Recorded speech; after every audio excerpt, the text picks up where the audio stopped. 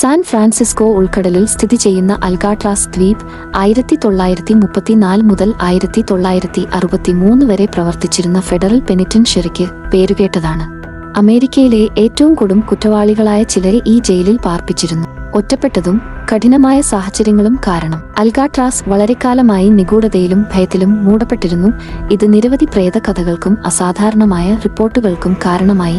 തടവുകാരും ഗാർഡുകളും വിചിത്രമായ ശബ്ദങ്ങൾ കേൾക്കുന്നതായി റിപ്പോർട്ട് ചെയ്തിട്ടുണ്ട്. മുൻപ് മരണപ്പെട്ട തടവുകാരുടെ ആത്മാക്കളാണ് ഈ ശബ്ദങ്ങൾക്ക് പിന്നിൽ എന്നാണ് അവരുടെ വാദം. ഏകാന്ത തടവിനായി ഉപയോഗിക്കുന്ന സെൽ 14D പ്രേതങ്ങളുടെ മുറി എന്ന് അറിയപ്പെടുന്നു. ഇരുണ്ട ചരിത്രവും ക്രൂരതയുടെ പ്രശസ്തിയും ഉള്ള അൽകാട്രാസ് ദ്വീപ് യുണൈറ്റഡ് സ്റ്റേറ്റ്സിലെ ഏറ്റവും പ്രേതബാധയുള്ള സ്ഥലങ്ങളിൽ ഒന്നായിരുന്നു.